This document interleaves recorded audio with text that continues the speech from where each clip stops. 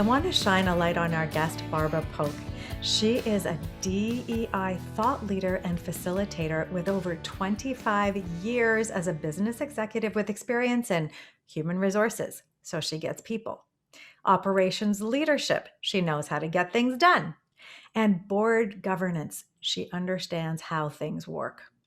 She's a global C-suite executive with a Fortune 500 company. She's had multiple board of director positions, and she is the founder and consultant at Amplify People Advisors based in Washington, D.C. Barbara says, organizations that proactively put policies in place to create safe and respectful interactions promote environments that will improve productivity, engagement, retention, and ultimately financial performance. So, a big warm welcome to you, Barbara. Thanks for joining us. Thank you so much, Claire. I'm happy to join you today. So let's dig into this. Can you maybe let's start off the top with why is diversity, equity, and inclusion and being, paying great attention and giving action to that? Why is this important for our businesses? So I think it's been important since, probably the concept of people with different viewpoints or perspectives. And I think it's just a broader conversation because all of the things that make us different and unique shouldn't be sort of ignored, and we shouldn't be thinking how we can be a more homogenized society, but rather how do we capitalize and exploit all of our various talents, perspectives, ideas, etc.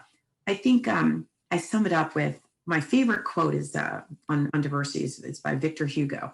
And he says, no force on earth can stop an idea whose time has come. And when you think about diversity, it covers so many issues that organizations and just we as people, as a collective, struggle with. So whether it's anti-racism, gender equality, pay equality, anti-harassment, all of those things are components of how you create an inclusive, respectful environment, so that your customers feel welcome, so that your employees feel included and can bring their authentic self to work, so that women can be viewed as true equals. And so, I'm very passionate about this topic. It's, as you mentioned earlier, there have been a number of movements that have sort of driven it to the forefront, whether it's Time's Up, Me Too, or Black Lives Matter. But I think these are topics whose time should have probably been on the table and discussed more broadly for decades. And now we find ourselves in such a time of unprecedented time of change. And I'm glad that the door is opening to have these kinds of discussions. I'm thrilled too because the issues have been longstanding. I think I dealt with sexual harassment I was 23 years old, so around 1991, and it was the time when policies were just being written about it. I remember speaking to our director of HR, who was a woman, and she met me with her arms folded, playing corporate defense. And it was a rather horrible experience, actually. So we've needed it for a long time. Why do you think now? Why do you think now we have an appetite for it? Why do you think it's shifted to be something we're ready to do something about and not let go of, not let fade from that front page? I think it's a number of things. I think we while we don't have parity as we should on boards or in the most senior positions, I think we have enough that this conversation and this dialogue, particularly as it involves women, is sort of rising to the level of discussion. As it applies to other related diversity pieces, whether it be race or ableism, or just affiliations, it would almost appear that the world is convening in such a way that all of these issues during such a polarized time, I think we've all reached to some degree a bit of a tipping point in our tolerance or intolerance of it. And that natural friction causing the dialogue that I believe desperately needed to occur. As a mother of three daughters, I would tell you that I've evolved in my perspective. Similar to the example that you shared, I remember being a mentor and talking about how do I teach women to navigate the corporate environment and the corporate structure, um, to, not be there, not to perhaps take away from their natural ability or their desire to shine, but how to somehow fit in, how to not make themselves smaller, but make themselves indispensable. And, there's been many studies recently that have shown that if we stay on the same trajectory, it will be 200 years before we have gender parity on boards, for example. So my advice has really changed. I'm asking people to respectfully challenge, to be disruptive in a way that opens the door, and I think a lot of people are in that place on a variety of issues all at the same time. I love that. Be disruptive. I mean, I think that was the social meme that was being passed around for International Women's Day. I choose challenge. I choose to challenge, right? And what are you challenging? And I think you're right. It's challenging the status quo because that wasn't working. So we definitely need to show up differently. And we need to show up. I use the hashtags quite often: speak up, speak out. And for a long time, fear of consequence. And it's not that the consequences have gone away, it is still there and it is still loaded. But the more people who are brave enough to speak up and speak out, the more we challenge that status quo. And then the more people around us are feeling able to speak up and speak out too. And it pertains to so very many issues and challenges. So yeah, I think that's hugely important. I wonder about also the concept of allyship, because we've started to see not only the speaking up and the speaking out, but the, hey, you, if you're standing by and watching this, you're complicit. So do you want to be complicit, or do you want to be an ally for supporting this evolution? And I think it's important that it's relatable. Often in my when I train, um, particularly I find it interesting when when I train white males, for example, they Mhm. detached from this sort of concept because they can be because of their privilege, and so I try to make it relatable. I Yeah. recently had a session I did with a board, and I asked one executive who was really struggling with the concepts that I was discussing to close their eyes, because everyone may have a wife, a mother, a daughter, a niece, an aunt. And would you want them to be in a work environment where they'd be subject to harassment or wouldn't be given the same opportunity or treated badly because of some component that was unique about them? What if they were disabled? And, so we just went down the whole gambit. And I just said, no, open your eyes and tell me you don't care. And it doesn't matter. And that's what allyship is, that when you have the opportunity to speak up and to create a space that is both empathetic, kind, fulfilling, replenishing for staff, remember that that could be someone's mother, someone's aunt, someone's sister, someone's niece. Think about it from that perspective. Don't they deserve the same opportunities? That's a little mini meditation and loving kindness. Mm. Right. Right. To be able to drive up compassion, which is one of the leadership skills we need for sure, leading people, but we need this in our own lives. And this will bring us to that place of allyship and bravery to stand up. But I love your point of making it relatable, because otherwise we have this sense of otherness. Well, it's somebody else's problem. It's really like, it, until something really knocks on your doorstep, you don't necessarily go to the issue. I'll say that this happened personally to me this weekend, because there's a drug epidemic out there in North America, and unfortunately, this very weekend it came much closer to my family than it ever has before, and a young person was lost this weekend, Sorry to and hear that. yeah, it's very tragic. And it invited me to think about the whole problem more deeply. And it brought up for me that there's a little, I don't know, after a year, and when we're recording this, um, since the pandemic was basically declared, we have the potential for some compassion fatigue. And it's something to watch out for, because I think compassion is is there within us every day, but it does take reserve. So we have to be taking care of ourselves and the way we are so that we can find that compassion when we need it. Depleted individuals don't have the reserves to stay in a place of compassion because compassion is generally inherently giving. So I think part of the whole thing highlighting to me was, oh, I haven't chosen to think about this particular challenge. I'm invited to now, and what can I bring to it? And I thought one of the greatest gifts that I could bring to it was a bit of awareness, because this is one of the things that's not talked about. This challenge. I mean, I talked to this special constable at the university. I said, am I going to read about this? Is the university going to tell the school population that someone in the community suffered? How do we spread that? And I think the same applies to awareness. If we don't talk about the diversity, equity, inclusion issues and the challenges that are out there, if we don't keep it part of the conversation, then it's too easy to ignore and it becomes difficult to talk about. So the more we talk about it, the better.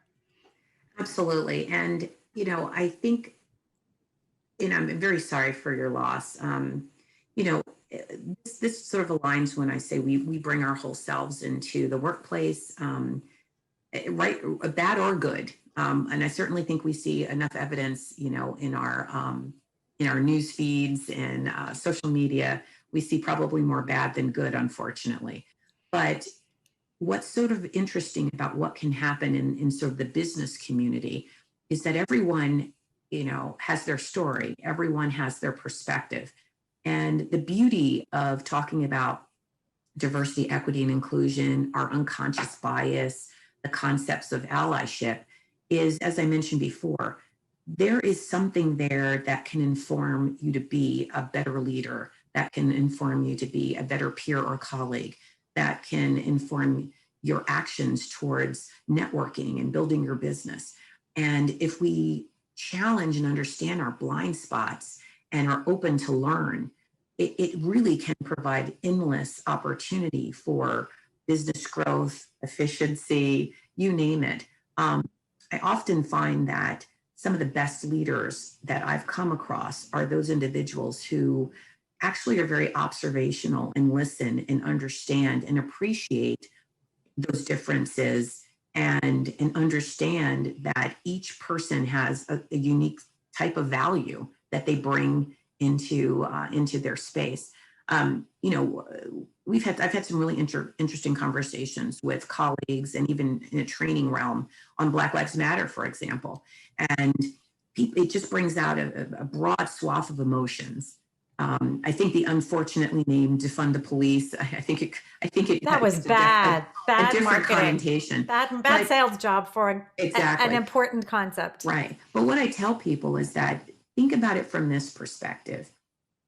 Black males that may be in your life as an employee, as a customer, as a neighbor, they carry a burden and they carry an experience that many people don't have to experience at all. By the time someone may get to the office, they may have experienced 3 or 4 microaggressions, whether it's being followed around the store when you're trying to buy something, feeling anxious if a police car is behind you, even if you've done nothing wrong, all of those things. And then they come into the office and then bombarded with, let's get going, let's get the day going. And they're experiencing trauma. And I could say that for, our Asian American colleagues who, are bombarded with, slurs and being blamed for a pandemic or being asked where are they from. So when you think about what diversity and awareness truly means, it means you're really seeing people. And if you are able to open your mind and open your eyes to that, you can be better. And you can be not just a compassionate leader, but a leader who truly understands what motivates their staff, what motivates people to want to be in their circle from a customer perspective or a member perspective. And I feel for many people, it's an untapped sense of sort of activity and outreach. Yeah, it invites this sort of state of curiosity and openness, invites an incredible up-leveling of the ability to connect with more people, right? So I can absolutely see how it pretends into the way we run our businesses, whether we're, like you said, networking and we're going to get to know a broader cross section of people. Maybe we should be looking out for the people we haven't spoken to in a space before, you know. And sometimes I'll make myself use my mouse with my left hand instead of my right to force a different way of thinking. Think of the opportunities that could open up to you because you're trying a different approach and broadening that sense of inclusivity. You mentioned the term unconscious bias, and we all have it. It's sort of a natural human condition that, and it sort of is our brain ordering things and making sense of the world, and in some ways trying to pave a cognitive path for our processing of these things. But it also closes doors in its construct. Can you talk a little bit about what we can do as individuals to uncover what our biases might be, where there might be limiting things? Like, how do we know what we have a bias about? How do we learn this? How does it show up? Well, I think the good news is that never before there's all sorts of literature out there. There are TED Talks. There's even the Harvard Implicit Bias piece where you can go online for free and you can take a series of quizzes that help identify where your biases are. And it could be religion, it could be gender roles, it could be race, it could be ableism. And I encourage people to do it. And they're doing this huge study to see how people, how biases are trending. And I will tell you, even I, who I feel I'm pretty well informed and trained in this area, have been able to really understand my blind spots a bit better. For me, for example, I have a bunch of 20-something children. And I think what I found when I started to sort of check my biases and frame them, that besides being the mom, take the mom hat off, I do have a bias towards I know better or I know more than someone younger than me. Mm. And I really had to stop and think about that because, quite frankly, there have been more than one occasions where my small group of my study, they have taught me something. They've taught me about whether it's popular culture, technology tips. Oh my gosh, technology off the charts, right? Right. A viewpoint or a perspective that I wasn't looking at the world through their lens. So I really try very diligently now to sort of check and frame what I'm doing when I'm talking to people of different age demographics, which is important right now because in the workplace, it's very common to have 20 somethings, 30 somethings, 40, 50, 60. People aren't leaving the workplace in the traditional cycles that they have done in the past. So unconscious bias to me is once you do the diligence and understand more about what it means, and some of the bias makes sense. I'm glad that my brain sort of cycles and sort of says, okay, this is dangerous. I probably shouldn't walk at night at 10 p.m. by myself in the woods that I know nothing of. That's very remote, right? Your brain is sort of saying danger, danger. It's pointing out clues to you. Yeah, the But biases were there to be helpful right, right? And right. but they can get in the way. Yeah. Right. So we all have, sort of cultural affinities, right? So we feel more comfortable with people who share similarities to us than we do with people who have differences. Mm-hmm. We start to make assumptions. Well, that person looks like they're Latinx or Hispanic. I wonder if they speak English. This is a Black woman. I literally kind of laugh sometimes because if I list all the different experiences and things that I've heard over the years, they're all endemic of the unconscious bias that person carried. And so they'll say something and it's not ill intent most of the time. It is they haven't framed their biases and no one's told them, or they haven't done their own self-awareness study to know that it's inappropriate to say, or that it's making presumptions or buying into stereotypes. So first and foremost, I think it's important to do your homework and understand around. If you live in a neighborhood where most people look like you go to the church, you go to church and most people look like you. If you look at your friend groups and most people look like you. When I say friend groups, it shouldn't be I'm a Black female and I have one Asian friend, so I'm not biased against Asian people. You really have to think about what that means. It's not checking the boxes. Mm-hmm. Once you've done that and then you can frame your bias and you can check yourself in those moments, where your brain is rushing to a conclusion, that isn't really fair. Mhm. It takes a little patience, right? It takes some pausing and then even just asking yourself, is that assumption I just made, is that reasonable? Do I need to do a little bit more information to find out if it's reasonable? You know, on what grounds did I make that? So yeah, I mean, there's so much evidence of this even in the language that we speak, because we just absorb a pattern or a phrase, and once we uncover the history of that phrase and we really understand where it came from, oh, it turns out that that doesn't hold what I want to express at all. So there's a lot to look at all the time. I just wanted to restate that it was the Harvard Implicit Bias Test. Is Yes. that's what it was called? Because I'm Yes. definitely looking that up right after. We'll put that in the show notes for sure, so that you can grab that and check it out as well. Because I wasn't aware of that. I mean, it comes up usually for me if there's something uncomfortable. I'm noticing a discomfort, like, oh, or I jump to something and I've noticed I'm feeling like I need to question it. Well, maybe there were some wrong assumptions, or some thoughts that needed to be adjusted there.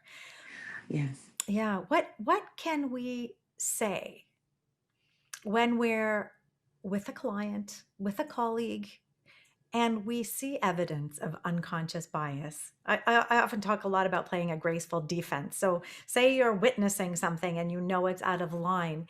How do we do this in such a way that we are this disruptive energy, but we're not a demeaning energy? We're not putting somebody on the defensive, because as soon as they go on the defense, they're not listening anymore. There's a fight stance going on, right? Do you have any thoughts that you can offer us as to, Sure. yeah, what can we Absolutely. do? So Hmm. I think there's a couple of things that you can, strategies that you can employ. First and foremost, I think how much does this relationship mean to me? So if I'm at the grocery store and someone says something to me that's inappropriate, I'm probably not going to press pause and, engage in a lengthy conversation about that person's bias or something that they said that I found inappropriate.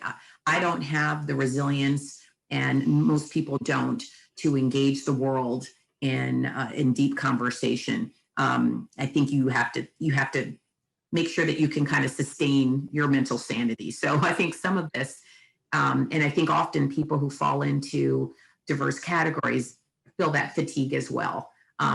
If they had to sit and have explain to every single person they ever met in life every facet of their bias, it would be exhausting. So one, you got to think about how much am I vested in this conversation.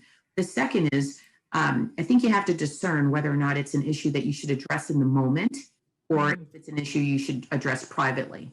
I often will say to folks that if you're in a meeting and someone says something, and maybe it's not on a scale of 1 to 10 a 10, Mhm. and you have a relationship with that person, it might be prudent to take them aside later and say, I really value your friendship, but you said something in a meeting that just, it landed poorly on me. And Mhm. likely the person will say, well, I didn't mean it. There was no ill intent.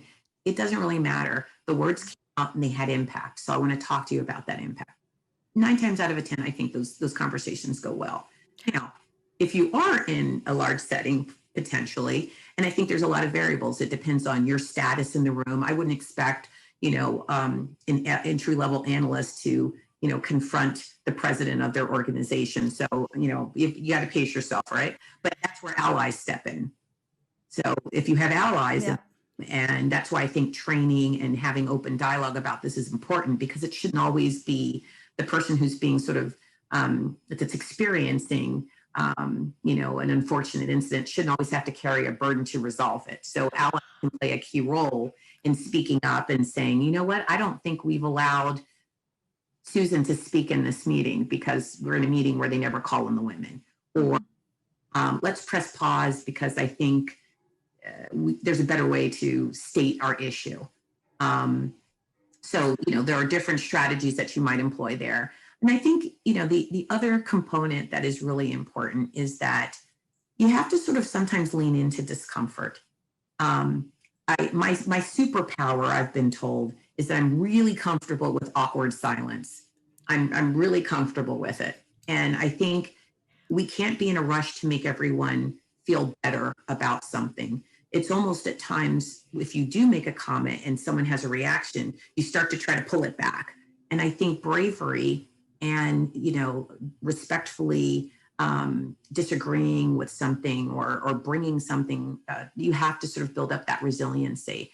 And it is really important. And I get that it is brave, but I really have found that the outcomes are the fear that drives us not to say it, or the fear that gets us into this sort of awkward space. I say lean into it because the outcome may be positive, not negative. And if it is negative, it was negative to begin with. I, I, I love that. I often talk about, you're saying lean into it. I talk about dancing in discomfort. Mhm. Expect it. And I think there is something to practicing it, because when you do it, it's the same as if we're organizing with somebody and they don't want to give away, their collection of 10,000 whatevers, right? Right? But they have to dance in the discomfort of that moment. And we have to be patient while that's processing. And so there's a similarity here. We have to be patient while there's some emotional discomfort and Right. allow for the growth through that, because that's where we're coming up with a different way of thinking. Sometimes it could be as simplistic as someone says something and you say, "What did you mean by that?" Mm, And that's beautiful. it's hard for someone to sort of be defensive. You're actually seeking to understand. And sometimes maybe you misconstrued what they were saying. Yep. Uh, so sometimes before reacting, you may want to ask that question. What did you mean by that statement? I just want to make sure I'm processing it correctly. And That's a beautiful one. that can Yeah. start some interesting dialogue as well. And it may actually check that person, right? Wow, maybe I could have said it differently, or maybe I unintentionally offended. You're inviting pause. Right. You're inviting that pause and reflection. And sometimes it's a word. It's just Mhm. the wrong, it could be, oh, I didn't mean that word. I got caught with this last week. Just talking to my partner, and I used the word smart. And he came back and said, I don't know about that. I'm like, it was the wrong word. You know what? Thank you. Because I used the wrong word. I meant capable. It wasn't about intelligence. It was about a capacity here. Right. And So I yeah. often hear those sorts of things happening all the time. Mhm. I had conversations with groups about just let's all go to this golf course. It used to be a plantation. It's beautiful, and I'm like, so connotations. Some people might be big white building, pillars, oak trees with things, but for a Black person, it invokes slavery. Yeah. Let me get off the reservation. Someone who's indigenous may feel very differently about that terminology, because going off the reservation for a Native American could be, I got shot when I went off the reservation because I was confined somewhere. And it doesn't mean that we're talking about being so politically correct that you can't say anything wrong. It just means that you have to think about, there were times when we said things about women. Oh, you're pregnant, you must quit your job. And like, we don't do those things anymore. So it's not that hard to just be mindful about what comes out of your mouth if Yeah. you care. There's a fantastic book actually talking about the etymology of the female language. And it's interesting how a lot of it is very negative and not a lot of male words are. The book is a bit of a provocative title. It's called Word Slut. So there you go. There's a loaded word, right? But it's an interesting exploration into language, which I think has a place here, because I think we have to be, number one, patient to allow for this process, and that's a tough thing in what I call rush culture. We're like instant gratification. I want my Amazon practice in 2 hours. What's half a day now? Forget about half a day. I want it in 2 hours, right? So we're in a culture that celebrates speed and fast conclusions, but at what cost? So we've got to invite patience and reflection. So that has been so wholly valuable. What do you sense the future holds for us as we now collectively explore this? I wish I could say that, I had a crystal ball and I think everything's going to work out wonderfully. I see years, decades of this continuing conversation. I mean, if you think about civil rights, I mean, many of the things that laws were written, we're now reversing them, and there's conflict about that. Women often, because of the pandemic, We've lost women who've had to come home to care for children and work and found it unattainable. Um, the poverty in our country, the polarization about politics. So I'm actually, I'm an optimist. And the fact that I can have these kinds of conversations, I speak to folks from all walks of life, companies who are extraordinarily conservative, not even particularly diverse, but are seeking to know and understand how they can sort of navigate what this new normal is. Mhm. See a younger generation who are far more challenging about everything from climate. They've grown up with 9/11. They've grown up with all of this conflict, now an unprecedented pandemic. I suspect that the tolerance and the tipping points are going to come much sooner for them, and they will demand change, and they will want to work in places and frequent organizations and purchase things from companies that are aligned with what they believe is right for their world. And the last thing I will say is the world is much smaller. So, we can know what happens overseas. We can understand and relate to something that's happening with farmers protesting in India. So the collective is just far more knowledgeable and aware than I was at 25. And that's going to make a difference in the leaders who are creating businesses, and even consumers who are very sophisticated about their power. Yeah, and sort of a demand for transparency and an alignment of values, I think, is going to be sought, to your point. So, yeah, there's a great book I read on the inclusive leadership. I think it's Jennifer Brown, but she talks about, there are different areas of life where we're progressing at different rates through our lack of bias and our a sense of inclusivity. So, you might have progressed very well in one area, but are on the beginning stages. And the beginning stages is awareness. So I mentioned, sensitivity to temperament off the top. We're in the beginning stages of getting people to understand this as an area that needs some attention, understanding, accommodation, allyship, all of that kind of thing. And there are other issues that we've been long standing, and we're still on a journey. So Exactly. I agree with you wholeheartedly. I think as individuals and business owners, we have an opportunity to, think really carefully about what is important to us and what we're going to speak up and speak out about, what we're going to stand for in our businesses, and what we're going to invite our clients to partake in terms of a culture that we're experiencing. It's part of your brand. It is part of how you're showing up in the world. So there's no detachment now. What you stand for matters. And I invite you all to think about that with the insights that Barbara has shared with us today. I loved in particular what do you mean by that? That's a really, really gentle way to invite more understanding and to interject that pause. So that's my big takeaway, along with the Harvard implicit bias test, which I'm definitely going to dive into. So Wonderful. Barbara, I want to thank you so sincerely for myself and for all of the listeners who are going to no doubt be steps ahead on their journey to greater appreciation for diversity, equity, and inclusivity, and how that is going to become part of their lives and part of their business.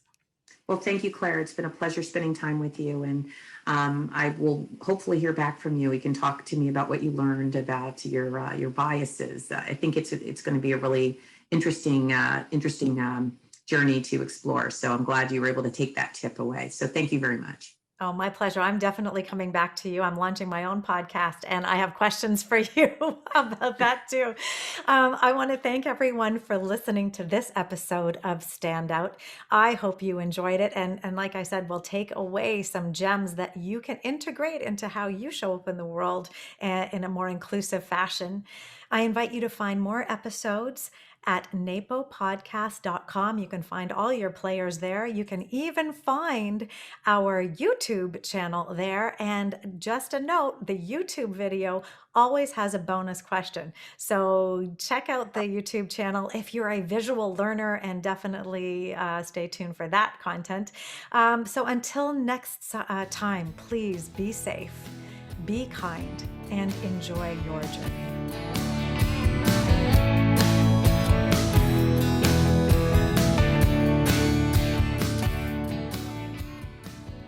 Barbara, I we were talking, you talked about women leaders hold the key for our future, and I have to jump back in and ask you now, what do you mean by women leaders hold the key for us? So, I've given a lot of thought to this, and I'm an executive coach as well, and I work with a lot of women leaders, and I find myself listening and observing sort of the similarities of the experiences that they have, the anxiety they have, the imposter syndrome that they have, Yep. um, how we've all been sort of socialized in our culture to sort of have this alignment, and this is how women lead, and this is how men lead, and I'm convinced that the characteristics that I see in female leaders and the characteristics I see in male leaders, it's not good or bad. It's just that I don't think that women have come into their own and really embraced their power and Mm. faced the fears that unfortunately I think we all struggle with. If a woman's too aggressive, then they get, the B word, which I'm going to say is bossy. If It's a five-letter word, that's for sure. if they work too collaboratively, do other people take credit for the things that they do? But what's fascinating right now is, and it certainly could be part of everything from the Me Too movement to the Time's Up movement to the Black Lives Matter, we're seeing women move into some really critical leadership roles and some Fortune 500 roles that we haven't seen in a while. And then moreover, we're seeing just a sprint towards bringing more women into the boardroom. Mm. And all of that tells you something. It tells you that people are recognizing that it's critically important. I hear your puppy. That's all right. It's critically important that we amplify those voices and we see those voices. So I think what's fascinating right now is that we're seeing women in really sort of unprecedented times of people recruiting them for boards. We're seeing them in Fortune 500 board suites in a way that we've never seen before. California, for example, has now have mandates that half of all boards have to be female. So recruiters are now running around trying to find qualified women to fill board seats. And other states are looking at this as well. So what this means is decisions are going to be made by boards that are comprised 50% potentially of women. And those women and some of the other board members that are bringing on board are also diverse. So the optics and the lens is going to be different than what has been happening before. So when decisions are being made, it could be from someone who was an immigrant. It could be from someone who's a person of color that's experienced bias and realizes that this campaign or this initiative or this objective that this company is getting ready to embark on is tone deaf. Mm-hmm. Appropriately or disproportionately. Like Burger King's Yes. King oh man, just so for Right. listeners, Burger King had an ad and it was great intent celebrating women chefs. Terrible copy. Women belong in the kitchen. Like Right. setting us like who I don't know. Yeah. Right. So when I think about what the future holds for women, it feels quite different because I'm even seeing when I am coaching female leaders, they're making different choices in their leadership teams. It was a time where you would find a woman in a leadership role and she wouldn't necessarily have a lot of women on her leadership team. But I'm seeing some really interesting changes. And might I add, people are looking and clicking on that button on websites to look at the composition of boards and to see if the leadership teams are diverse and seeing if the boards are diverse. I And do that. yeah, Yeah, yeah, I'm curious. I'm like, who's running this show? right. Oh, it's the And so, same old crew, or is there some fresh thinking involved? right. Hmm. So membership organizations, companies, associations are all going to need to be more mindful of that and think about the compositions. But more importantly, think about how women add value in a different way and the lens for which they see the world and how they lead. It's not actually a bad thing. It's different. It's a different perspective. I'm not going to talk about, testosterone versus, but that women do lead differently. Yeah. Well, and it's interesting, as you say, I think this will be evolving over decades because we've grown up with women who had to be more like men in their leadership styles to get to leadership positions. So now we're going to see a progression as younger people move through of women who didn't have to become somebody else to be effective, thankfully. And so I'm optimistic too, and very excited at what you described is happening. I had no idea that we'd seen such a massive shift. So, thank you for sharing this and this extra note of optimism as we move forward into a more inclusive and more women-led world. Thank you very much.